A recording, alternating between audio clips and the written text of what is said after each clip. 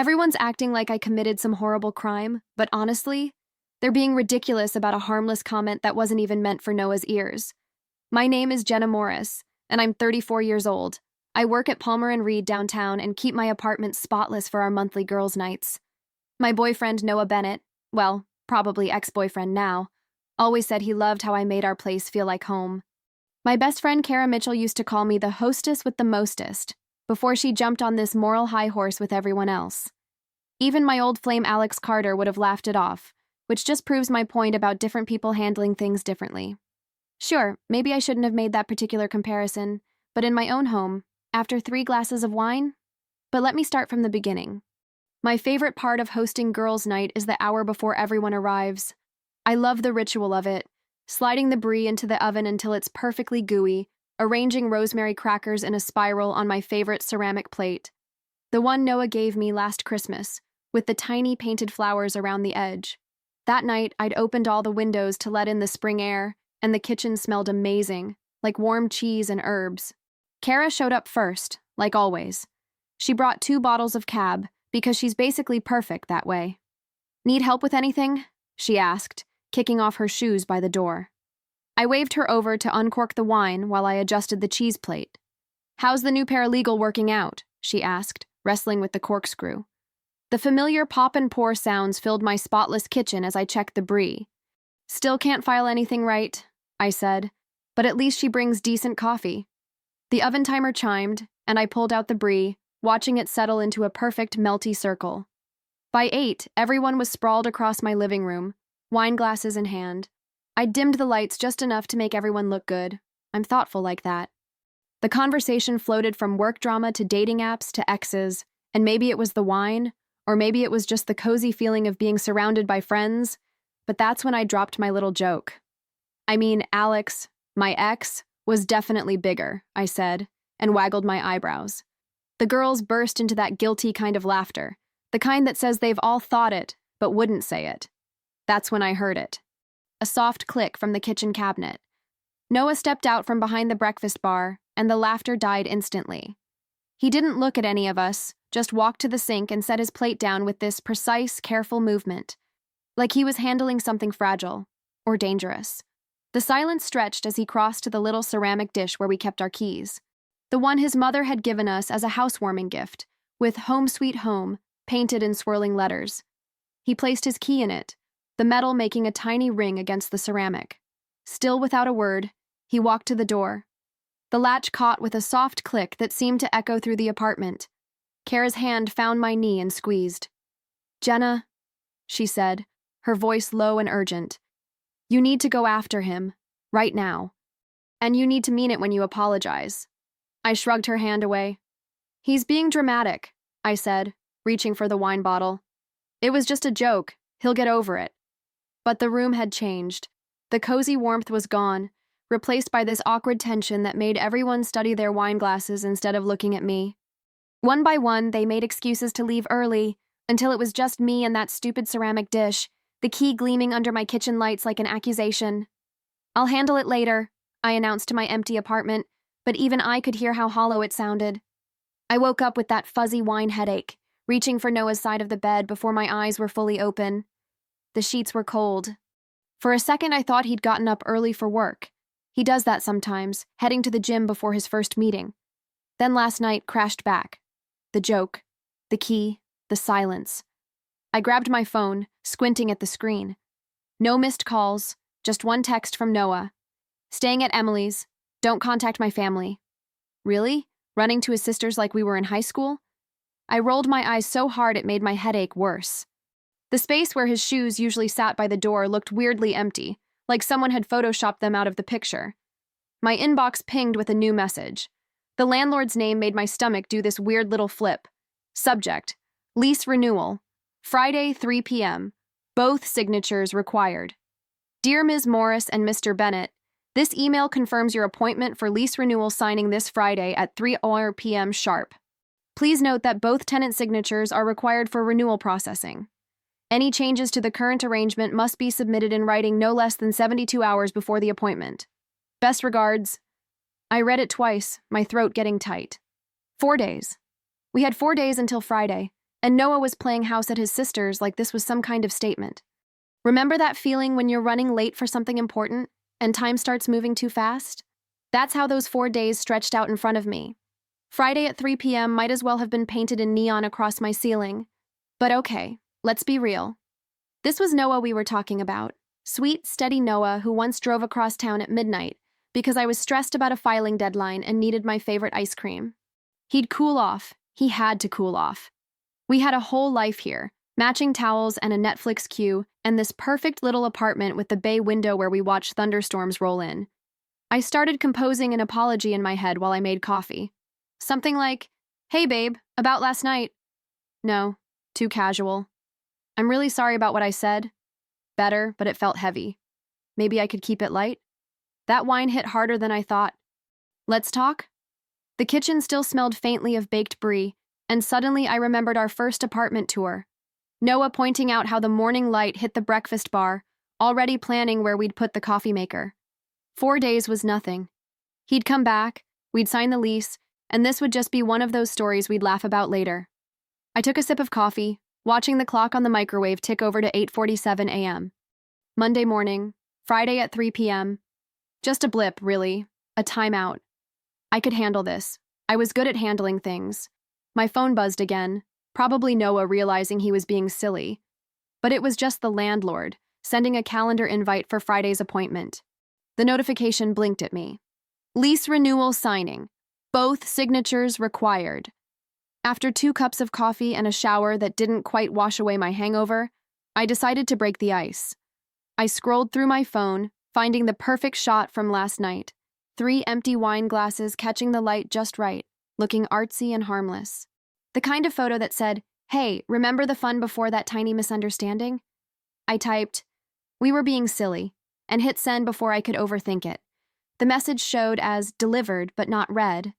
I watched those little dots for what felt like forever, willing them to appear. Nothing. I tried to focus on work, but kept checking my phone every few minutes like some teenager with a crush.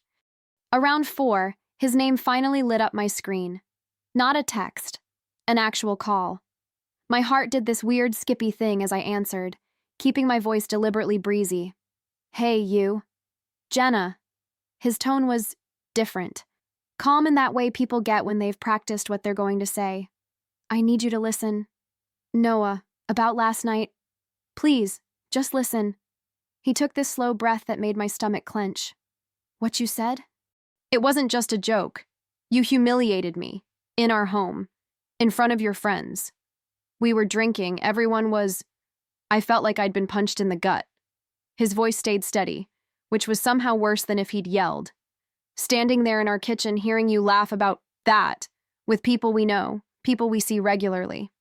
I pressed my fingers against my temple. This headache wouldn't quit. "Noah, come on. You're making it sound so... I need distance." The words came out measured, careful. Real distance. I won't be at the lease renewal on Friday. But... And Jenna? Another of those careful pauses that made my skin prickle. "Don't contact my family. Don't try to explain things to my sister or my mom. This is between us." Something in his tone should have scared me. That absolute certainty. But all I could focus on was that tiny pause before he mentioned his family, like maybe he wasn't quite as sure as he wanted to sound. "Okay," I said, making my voice soft. Understanding. "I hear you. You need space. That's fair." He was quiet for a moment, see? Another pause, before saying, "Goodbye, Jenna." Not "talk to you later." Not "we'll figure this out." Just goodbye. But I knew Noah. Sweet, forgiving Noah who could never stay mad at anyone. This was just a reset. A cooling off period. He'd used the word distance, not done. And those pauses? They were totally openings, little gaps where the right words could change everything. I ended the call feeling weirdly optimistic. Sure, he sounded firm now, but that was just the hurt talking. Once he had time to think, to remember all the good stuff, he'd come around. The lease renewal was still days away. Plenty of time to turn this around. I opened our text thread again, looking at those wine glasses catching the light. 3 days. I could work with 3 days. I needed someone to validate my plan, so I called Kara. She'd been there last night. She'd understand. Hey, I said, settling onto my couch. So Noah just called. And? Her voice had this edge I didn't love. Did you apologize? I tried. But he kept interrupting with all this stuff about needing distance and not coming to the lease signing. I picked at a loose thread on my throw pillow. He's being so dramatic about one little comment. The silence on Kara's end stretched uncomfortably long. Jenna, you compared him to your ex, intimately, in front of everyone. It was a joke. The thread snapped under my fingers. Why is everyone acting like I committed some horrible crime? Because you crossed a line. Kara's words came out slow and deliberate, like she was talking to a child. You humiliated him in his own home. And from what you're telling me, he's setting a clear boundary. My throat went tight. Whose side are you on? This isn't about sides. Noah's hurt, and he has every right to be. This could be it, Jen. You need to… To what? Grovel? Act like this is some massive betrayal? Heat crept up my neck. You're supposed to be my friend. I am your friend. That's why… No. I cut her off, my fingers already opening our group chat. Real friends don't lecture. Real friends don't take my boyfriend's side over mine. Jenna, wait! I hung up and immediately removed her from the chat. My hands shook as I typed, "Some people show their true colors when you need them most." The sympathetic responses rolled in instantly. See, real friends understood. But I couldn't waste time feeling betrayed. I had work to do. First, I texted Emily, Noah's sister. Hey, I know this is awkward, but I'd love to sit down and talk things through maturely. Maybe coffee this week? Then I called Ellen, his mom. She answered on the second ring. Jenna, dear. Her voice was warm but careful. Is everything all right? Oh, you know. I laughed lightly. Just a silly misunderstanding. I was actually hoping you might help mediate. Noah respects you so much. I see. That careful tone again. Have you spoken to Noah about this? He's taking a little space right now. I waved my hand dismissively, even though she couldn't see it. But I thought if we all got together Friday, maybe before the lease signing. Just that small sound, but I rushed ahead. I'm ordering his favorite chocolate torte from that little bakery he loves. I was already pulling up their website. Nothing fixes things like dessert and family, right? Jenna? Ellen paused. Perhaps you should… I'll send the details. I clicked through the order form, selecting Friday delivery. We'll sort this whole thing out. After hanging up, I crafted the perfect group text to Emily and Ellen. Friday, 2 p.m. my place. Let's put this behind us over coffee and chocolate torte. I hit send with a satisfied smile. Noah had asked me not to involve his family, but he'd thank me later. This wasn't meddling. This was fixing things. And by Friday, everything would be back to normal. Looking at the sent message, I felt completely in control again. I'd lost Kara, sure, but she clearly didn't understand what real friendship meant anyway. At least now I had a real plan. 3 days until the lease signing, and my reflection looked exhausted. I'd barely slept, spending hours rehearsing what I'd say when Noah finally answered his phone. It was just girl talk, I practiced, watching my lips form the words. You know how we get after wine. My smile felt wooden, so I tried again, softer this time. Everyone says stupid things sometimes. The bathroom mirror showed dark circles under my eyes. I remembered how Noah used to tease me about my extensive morning routine, his reflection appearing behind mine as he'd reach for his toothbrush. The counter felt too empty now. 2 days left, and I was arranging candles on the dining table. The setting had to be perfect, intimate but not trying too hard. I positioned his favorite mug next to the coffee maker, aligned the dessert plates at exact angles. The kitchen smelled like vanilla and desperation. You're making this bigger than it needs to be, I rehearsed to the empty chair where he should have been sitting. It was one comment, one joke. But the chair stayed empty, and my phone stayed silent. One day, to go. My hands wouldn't stop shaking as I tried his number again. Straight to voicemail. His sister hadn't responded to my follow-up texts. His mother's replies had grown shorter, more distant. I stood in the kitchen, staring at the renewal form on the counter. The deadline loomed tomorrow, and panic clawed at my throat. Without both signatures, everything would fall apart. We'd lose the apartment, our home, all because of one stupid joke? The pen felt heavy in my hand as I pulled out the old utility bill with Noah's signature. I'd always teased him about his terrible handwriting, the way his B looked more like an R, how he never dotted his I's properly. I knew every curve and slash of it. "This isn't forging," I whispered to myself, practicing the strokes on a scrap paper. "I'm just buying us time. He'll understand." The first attempt looked too neat. The second was closer. My heart pounded as I positioned the pen over the actual form. Just one signature. One small thing to keep our world from crumbling while I fixed this mess. Noah would thank me later, once he calmed down and saw I'd saved our home. The pen scratched across the paper. I held my breath, copying each imperfect loop and hurried line. His mother and sister would help him see reason tomorrow. We'd laugh about this over chocolate torte. And when he realized I'd handled the lease renewal, he'd appreciate that I'd spared him the awkward meeting. I blew gently on the ink, checking it against the utility bill one last time. Perfect, right down to the missing dot over the I. Relief flooded through me as I slid the form into its envelope. The hard part was done. Now I just had to focus on tomorrow's dinner. I turned back to my staged kitchen, straightening a dessert fork that had gone askew. Everything was under control. I'd saved our lease, and tomorrow I'd save us. Simple as that.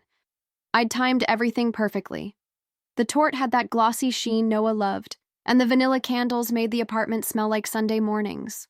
6:30, and the table settings gleamed under the dimmed lights. His mother's favorite wine glasses, the good plates we only used for holidays. Remember how proud Noah had been when we found those plates at that little antique shop? The way his eyes lit up at the delicate blue pattern? We'd wrapped each one in newspaper for the drive home, and he'd insisted on hand-washing them every time. I adjusted a fork, checking my phone again. No messages, but that was fine. They'd be here soon, and everything would smooth over.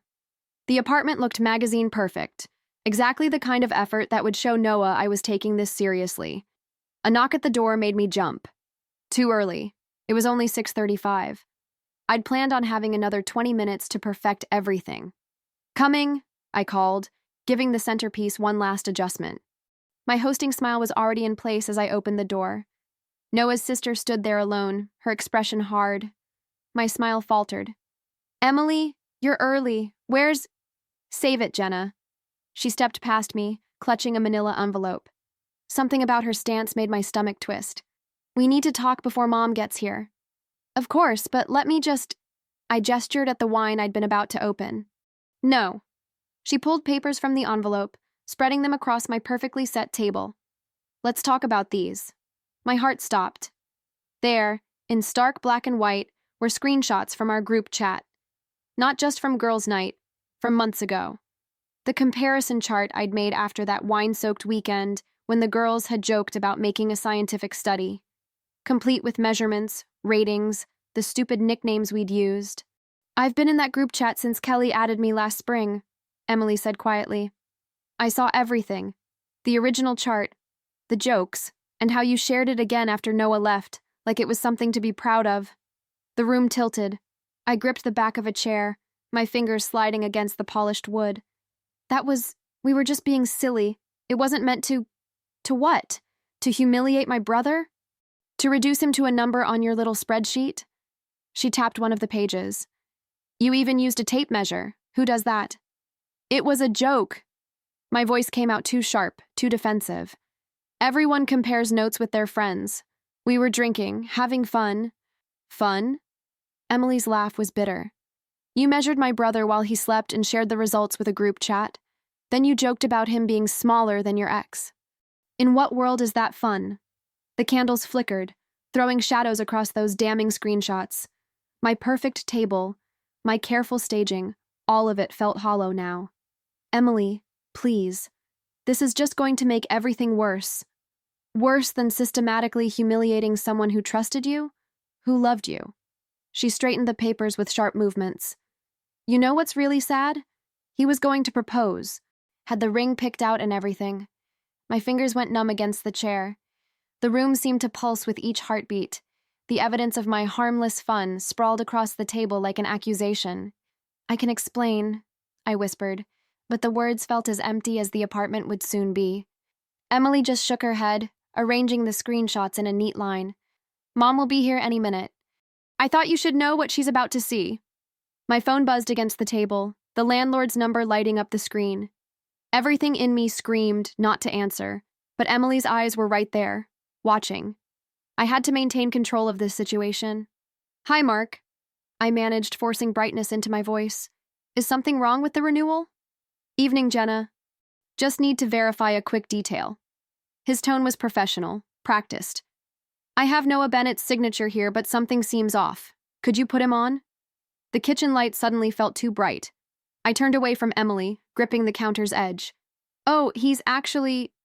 Because I just got off the phone with him. Mark's words landed like ice water. He says he hasn't been to the office today. Hasn't signed anything, in fact. My throat closed up. The pause stretched too long became its own confession. Jenna? Mark prompted. Are you there? There's been a misunderstanding, I said quickly, but my voice wavered. Noah and I had discussed... Did you forge his signature on a legal document, Ms. Morris? The formal address hit like a slap. Emily's chair scraped against the floor behind me. I was just trying to buy us time, I whispered. He wasn't being reasonable about... I'll need you to bring the form back immediately. Mark's tone left no room for discussion. It cannot be processed with a fraudulent signature, and Ms. Morris, there may be additional consequences we'll need to address. The call ended. I stood there, phone growing slick in my palm, while Emily methodically gathered her things. The candles I'd arranged so carefully now felt like spotlights on my humiliation. Emily, wait, I started. You don't understand. I understand perfectly. She folded the screenshots into her envelope. You forged my brother's signature because you couldn't accept that he meant what he said. Just like you couldn't accept that your little comparison chart was cruel, not cute. I was trying to fix things. The words echoed off the walls, desperate. If he'd just come tonight. Fix things? Emily's laugh was sharp. By committing fraud? God, Jenna, listen to yourself. My hands wouldn't stop shaking as I tried to salvage the moment. We can still have dinner. Your mom's on her way. No, she's not. Emily pulled out her phone, thumbs moving quickly. I'm telling her not to come. This is... She gestured at the perfect table settings, the untouched dessert. This is done. The ringing in my ears grew louder. I watched her gather her coat, my careful plans dissolving like sugar in rain. The apartment felt massive suddenly, echoing with all my mistakes. Emily, please. I tried one last time. Just help me explain. Explain what? The measuring? The jokes? The forgery? She paused at the door. You know what's crazy? If you'd just apologized that first night, really apologized, Noah probably would have forgiven you. He loved you that much. The past tense hung in the air between us. I gripped the back of a dining chair, my knuckles white against the wood. The candles flickered, and somewhere a clock ticked forward, marking each second of this unraveling. Emily's hand rested on the doorknob. The landlord's waiting for that form, she said quietly. I'd hurry if I were you. My phone buzzed again. Kara's name lit up the screen and relief washed over me. Finally, someone who'd understand, who'd help me fix this mess. But her message stopped my breath. I can't watch you do this anymore. What? I whispered to the screen. My thumbs moved frantically. Kara, please, I need you right now. Those 3 dots appeared, disappeared, appeared again. Then nothing. Just that final message hanging there like a door slowly closing. I hit call. 1 ring, 2, 3. Hey, this is Kara. Leave a... I hung up and tried again. Straight to voicemail this time. My hands trembled as I typed, Pick up. This isn't fair. The message showed as delivered but unread. Remember last summer, sharing wine on her balcony, laughing about dating disasters? The citronella candle would flicker as crickets chirped, and nothing felt impossible to fix. Now the silence from her end of the phone felt like concrete setting around my feet. A gentle cough reminded me I wasn't alone. Noah's mother, Ellen, stood by the dining table, perfectly composed in her cream cardigan. She'd always been so warm, so quick with a hug. Tonight her eyes held something else. Disappointment? Pity? She reached into her purse and withdrew a crisp white envelope. Noah asked me to deliver this, she said, placing it on the table between us. Her voice was soft but firm. It's his formal notice removing himself from the lease. Ellen, I started, but my voice cracked. This is all just... A misunderstanding? She shook her head. Jenna, honey, you measured my son, made charts, shared them, then lied about it. It was a joke. The words came out too loud, too sharp. Everyone's acting like I committed some horrible crime, but it was just girls being girls. Why is everyone so sensitive? Ellen smoothed her skirt, a gesture so familiar it made my chest ache. You know what sensitivity is, Jenna? It's recognizing when you've hurt someone. It's caring enough to stop. I snatched up the envelope but didn't open it. The paper felt expensive, official, final. He's really going to throw away 2 years over one comment? Over repeated humiliation, Ellen corrected gently. Over boundaries ignored. Over a forged signature. My phone stayed dark. No response from Kara. No call from Noah. Just Ellen's steady gaze and Emily's empty chair and this damn envelope that changed everything. It's temporary, I said, more to myself than Ellen. He'll cool off. Kara will answer eventually. This will blow over. Ellen gathered her purse. I hope you find some perspective, Jenna. I really do. She paused at the door Emily had left open. But not at my son's expense. The click of her heels faded down the hallway. I stood in my perfect apartment, clutching Noah's notice, while Kara's message glowed accusingly from my phone. I can't watch you do this anymore. It wasn't supposed to end like this. Not with Emily's disgust, Ellen's goodbye, Kara's silence, not with Noah's signature on a different document entirely, but I refused to let tears fall. They were all overreacting. They had to be, right? I woke up with a headache pounding behind my eyes, still wearing yesterday's clothes. The morning light felt too bright, too harsh, streaming through windows I usually loved. My perfectly curated apartment, my pride and joy, seemed to mock me with its emptiness. Coffee? I needed coffee. But even that simple task felt wrong. The machine gurgled and sputtered, filling just 1 mug instead of 2.